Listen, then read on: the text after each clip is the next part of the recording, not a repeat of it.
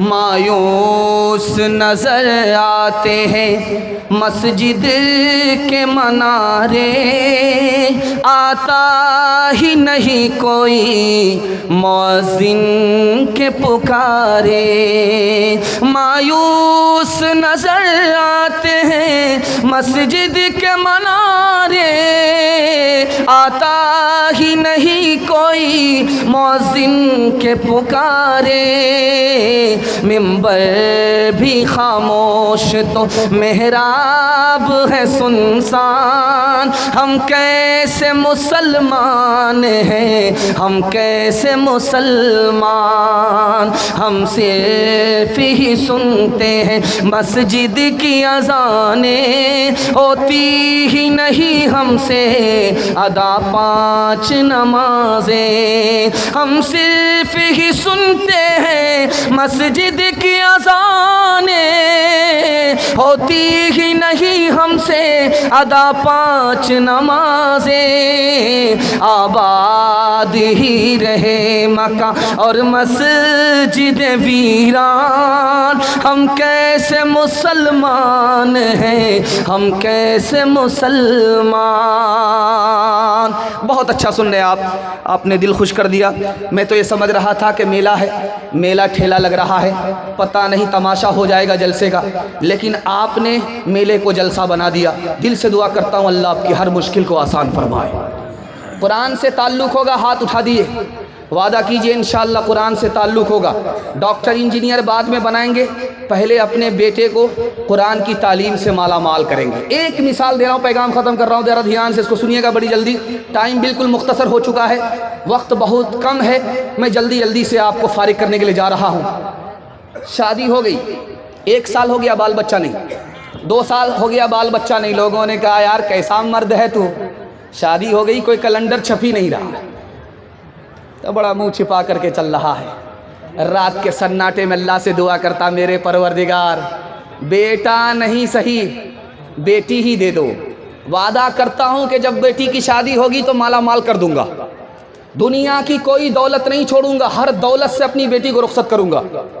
बेटी जवान हो गई, रुखसती का वक्त है, कंगाल हो गया, न रुपया पैसा है न सोना चांदी है। दौड़ा दौड़ा आया इमाम शाफी रहमतुल्लाह अलैह के पास, कहने लगा हुजूर मैंने वादा किया था अल्लाह से कि दुनिया की हर दौलत अपनी बेटी को दूंगा, हाथ में तो पैसा है ही नहीं, दौलत है ही नहीं। कहा घबराने की कोई ज़रूरत नहीं है, अपनी बेटी को कुरान की तालीम दिला दो, और जब वो रुखसत हो जाए तो कुरान के साथ रुखसत कर दो। कुरान से बढ़ कर के दुनिया में कोई दौलत है ही नहीं।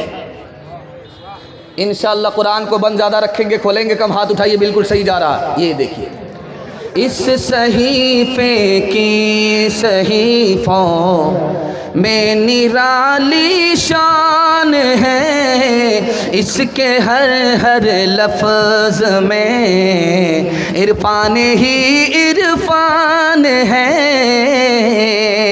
बुझ नहीं सकता किसी से, सुन लो कुरान का चराग, बुझ नहीं सकता किसी से, सुन लो कुरान का चराग।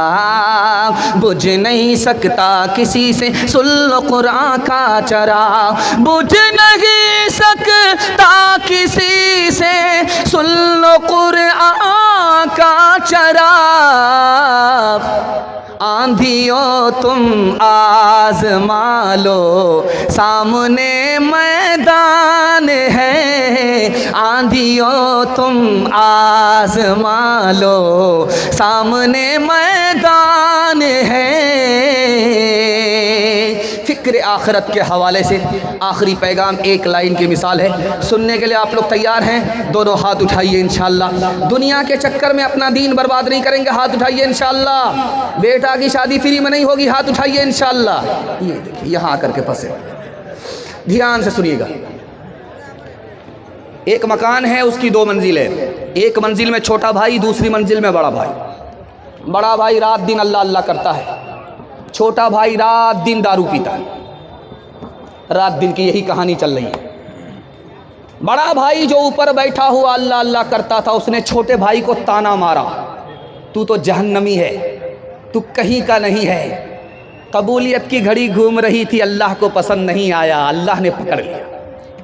25 साल के बाद उस भाई को जो ऊपर की मंजिल में अल्लाह अल्लाह कर रहा था, एहसास हुआ यार कितनी नेकी करोगे, एक दिन चलो अपने भाई की मजलिस में बैठ करके दुनिया का मजा ले उठाते हैं। इस इरादे से वो ऊपर से नीचे आ रहा है। और छोटे भाई को देखिए, अल्लाह ने उसका मुकद्दर चमकाना था, उसके दिल में ख्याल आया, अरे नालायक कब तक तू नाफरमानी करेगा, एक दिन अपने बड़े भाई की मजलिस में चला जा, एक नेकी तो कर ले, नामे अमाल में वो नेकी आ जाएगी। छोटा भाई नेकी के इरादे से नीचे से ऊपर आ रहा है, बड़ा भाई दुनिया का मज़ा लेने के लिए ऊपर से नीचे आ रहा है। अल्लाह ने मलकुल मौत से कहा कि दोनों को उठा लो। बीच सीढ़ी पर आया, इसकी भी रूह कब्ज़ हो गई, उसकी भी रूह कब्ज़ हो गई। फरिश्तों ने पूछा कि मेरे परवरदिगार, जन्नती कौन है, जहन्नमी कौन है? तो अल्लाह की तरफ से जवाब आया, बंदे का दिल का हाल खुदा को मालूम। वो छोटा भाई ऊपर जो आ रहा था तौबे के इरादे से आ रहा था, जो बड़ा भाई ऊपर से नीचे आ रहा था नाफरमानी के इरादे से आ रहा था। बड़े को जहन्नम में भेजो, छोटे को जन्नत में डाल दो। एक आदमी अपने नौकर से कह रहा था कि तू किसी काम का नहीं, एक काम को 3 बार करता है। देखो फलां साहब का नौकर कितना अक्लमंद है, 3 काम को 1 मरतबा करता है। बुखार हो गया, अपने नौकर से कहता जाओ डॉक्टर को बुला करके लाओ। तो 4 आदमी को बुला करके लाया। तो पूछा मालिक ने, ये कौन है? कहा ये डॉक्टर साहब है, तुम्हारा इलाज करने के लिए आए। कहा वो कौन है? कहा वो दर्जी हैं, तुम्हारा कफन बनाने के लिए आए। क्या पता डॉक्टर साहब नाकाम हो जाए। कहा कि वो तीसरे आदमी कौन है? कहा वो गुस्ल देने वाले हैं, क्या पता मर जाओ तुमको गुस्ल देना पड़े। कहा वो चौथा आदमी कौन है? कहा वो गोरकन है, कब्र खोदने वाला है, क्या बार बार जाकर के जहमत उठाएं, एक ही बार सबको बुला लिया है। करे नालायक कहीं कि तुम जिंदा आदमी को जीते जी कब्रिस्तान भेजना चाह रहे हो। है दुनिया जिसका नाम मियाँ, ये और तरह की बस्ती है, जो महंगों को ये महंगी है और सस्तों को ये सस्ती है। यहाँ हरदम झगड़े उठते हैं, हर आन अदालत बसती है। गर मस्त करे तो मस्ती है और पस्त करे तो पस्ती है। कुछ देर नहीं अंधेर नहीं, कुछ देर नहीं अंधेर नहीं, इंसाफ और अदल परस्ती है। इस हाथ करो उस हाथ मिले, या सौदा दस्त बदस्ती है। इस हाथ करो उस हाथ मिले, या सौदा दस्त बदस्ती है। छोटे छोटे बच्चे बैठे हैं, मैं दिल से दुआ करता हूँ अल्लाह आपके बच्चे को इल्म हुनर से मालामाल फरमाए। बच्चों के हवाले से आपको मैं एक तजर्बे की बात बताना चाह रहा हूँ। आप अपने बच्चे को अच्छा कपड़ा पहना रहे हैं, बच्चा भूल जाएगा, याद नहीं रखेगा। आप अच्छा खाना खिला रहे हैं, बच्चा भूल जाएगा, याद नहीं रखेगा। आप अच्छे मकान बना करके अपनी औकात को बेच बाच करके अच्छा से अच्छा मकान बना रहे हैं, बच्चा एहसान याद नहीं रखेगा, भूल जाएगा। एक एहसान कर दीजिए, ये तजर्बा है, किताबों में लिखा हुआ है, जिंदगी भर आपका बच्चा आपके एहसान को याद रखेगा। आप जाहिल हैं, कोई फ़र्क नहीं पड़ता, अपने बच्चे को पढ़ा लिखा दीजिए, ज़िंदगी भर एहसान याद रखेगा। अकबर इलाहाबादी का आपने नाम सुना है, बहुत बड़े शायर गुजरे। उन्होंने एक लतीफ़ा कहा कि आज हमारे जवानों का हाल क्या है, खाना खिलाइए बाप की बहुत तारीफ़ करेगा, कपड़ा पहनाइए बाप की बहुत तारीफ़ करेगा, मकान बना करके दीजिए बाप की बहुत तारीफ़ करेगा। जहाँ उससे कहिए कि पढ़ लिख करके आगे बढ़ो, उसका सर भारी हो जाएगा। ठीक कैसे? जैसे मजनू पढ़ा लिखा नहीं था, जाहिल था। लैला पढ़ी लिखी थी, जाहिल नहीं थी। तो लैला की माँ ने कहा मजनू से, हम अपनी बेटी का निकाह तुमसे नहीं करेंगे, तुम जाहिल हो, तुमको स्कूल में पढ़ लिख करके नाम रोशन करना पड़ेगा, तब लैला का निकाह तुमसे होगा। तो मजनू क्या कहता, मैं इस्तीफ़ा देता हूँ, मुझे पढ़ना लिखना मंजूर नहीं है, लैला से निकाह नहीं करता। लैला से निकाह छोड़ दिया, लेकिन पढ़ने लिखने के लिए तैयार नहीं हुआ। ठीक हमारे समाज का यही हाल है। अच्छा मकान बना दीजिए, बेटा तारीफ़ करेगा, अच्छा खाना खिलाइए, तारीफ़ करेगा, अच्छा कपड़ा पहना दीजिए, तारीफ़ करेगा। जहाँ पढ़ने लिखने की जिम्मेदारी दीजिए, उसका सरबारी हो जाएगा। जैसे मजनू, एक पंडित जी आए राम कथा सुनाने के लिए बस्ती में। कहा हम राम कथा सुनाएंगे, आपके बच्चे को ज्ञान देंगे।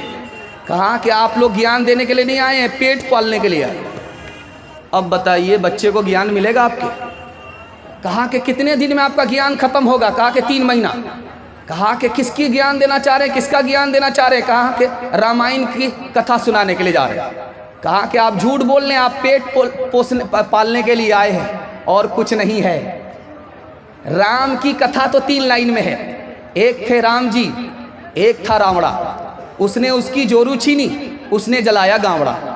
बस इतना सिखा दीजिए और लंबी गली से निकल जाइए। आज हालत क्या है? डॉक्टर का फीस देंगे अभी और वकील का फीस अभी देंगे, लेकिन जो बच्चे को पढ़ा रहा है उस्ताद, उसका फीस अभी नहीं देंगे। कब देंगे? अगले महीने में। कब देंगे? उसके बाद में। जब मजदूर को मजदूरी मिल ही नहीं रही है तो वो काम कैसा करेगा? आपके बच्चे को इल्म नहीं होता इसी वजह से।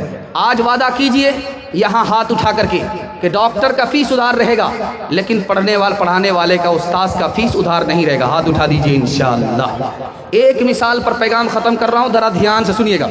सिकंदर बादशाह से पूछा कि तुम बाप की कम उस्ताद की ज़्यादा इज्जत करते हो, क्या वजह है? तो कहा कि बाप मेरा आसमान से मुझको ज़मीन पर लाया और मेरा उस्ताद मुझे ज़मीन से आसमान पर ले गया, इसलिए मैं बाप से ज़्यादा उस्ताद की इज्जत करता हूँ। खुदा है मेहरबान बोलो, बोलो है मेहरबान बोलो।